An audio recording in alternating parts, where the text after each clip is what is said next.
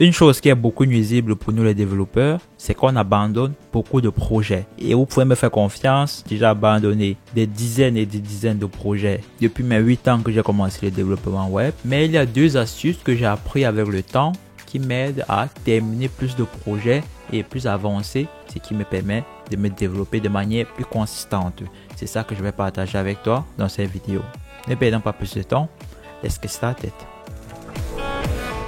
La première chose qui te permet de bien tenir ton projet jusqu'au bout, c'est de ne pas avoir d'autre choix que de continuer, que de terminer ce projet.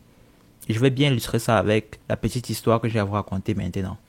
Il y a de cela presque 1 an maintenant, j'ai démissionné de mon emploi en tant que développeur pour retourner aux études et mieux prendre le temps de me former personnellement sur le développement web, mieux m'enrichir avec ma propre expérience de travail, avec mes projets personnels. Et pendant cette phase-là où je suis quitté d'un emploi, j'ai fait plusieurs mois où je n'avais pas d'emploi et j'avais ces charges qui s'accumulaient, ce qui m'ont fait accumuler beaucoup de dettes jusqu'à j'étais rendu au niveau où je n'avais plus d'autre choix.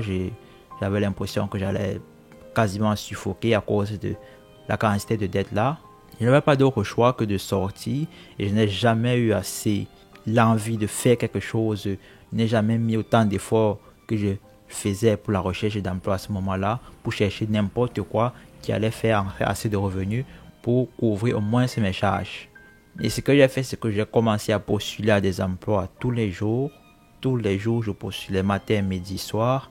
Et lorsque je voyais quelque chose qui était promettant, je prenais un carte de métro, je me déplaçais à cet endroit-là pour rencontrer, pour déposer mon CV en personne, essayer de rencontrer quelqu'un. Et j'ai fait cette action-là pendant plusieurs semaines jusqu'à obtenir l'emploi où je suis toujours en ce moment. Un emploi qui n'a rien à voir avec la programmation, mais qui m'aide à payer mes factures. Ce que j'essayais d'illustrer ici, c'était que lorsqu'on est rendu à un point où on n'a pas d'autre choix que de se battre et de s'en sortir, on est poussé à bout, on va donner tous les efforts nécessaires parce qu'on a une raison qui est plus grande que la paresse, qui est plus grande que l'envie d'abandonner. Tu n'as pas d'autre choix quand tu sens que l'alternative c'est la mort. Donc, ce que je voulais illustrer par là, c'est que lorsqu'on a une grande raison, on n'a pas d'autre choix que de ne pas abandonner.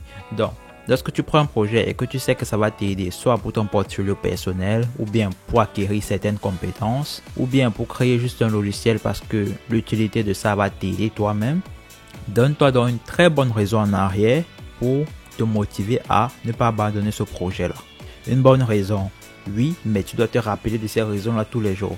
Moi, dans mon exemple, dans mon expérience que j'ai racontée, je n'avais pas d'autre choix que de me rappeler de ça parce que les dettes sont là tous les jours. Quand il faut payer le loyer, tu es rappelé de ça. Quand tu ouvres ton compte, tu es rappelé de ça. Donc, lorsque la raison est forte et que tu te rappelles de ça, parce que souvent on a tendance à oublier lorsqu'on va dans les cycles de la vie avec l'école, le boulot, les amis et tout ça, on a tendance à oublier nos objectifs, on a tendance à oublier certains projets qui ont un peu les moins importants, mais gardez la raison pour laquelle vous avez commencé ce projet, pour laquelle c'est important que vous le terminez. Ça va vous aider plus à tenir ce projet au bout.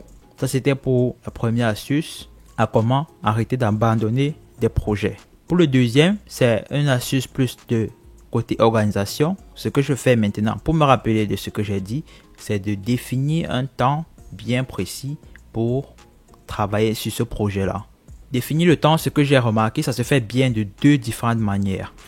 Déjà, vous le définissez dans un calendrier, qui est la manière à le faire, définir dans un calendrier à un temps fixe.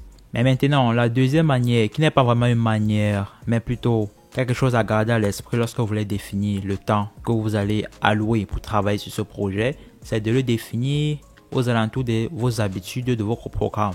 C'est-à-dire, s'il y a des choses fixes que vous faites au cours de la semaine, chaque jour, vous pouvez définir ça autour de ces choses fixes-là. Prenons un exemple, j'allais à l'école, je pars le matin et je rentre à une certaine heure. Si je sais que je rentre à 17 h, je peux définir que ok, lorsque j'arrive à la maison, c'est plus facile que lorsque j'arrive, je mange et je fais directement ça. Donc ça va rentrer plus facilement dans mes habitudes journalières que de dire que ok, je vais programmer 2 heures le lundi et je dois trouver 2 heures comme ça dans le lundi. Là, ça sera moins évident de le faire.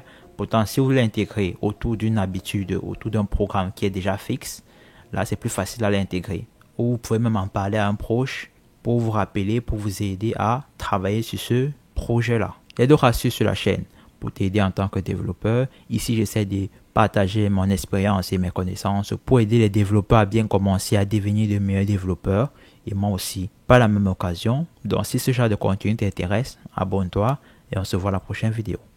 Ciao.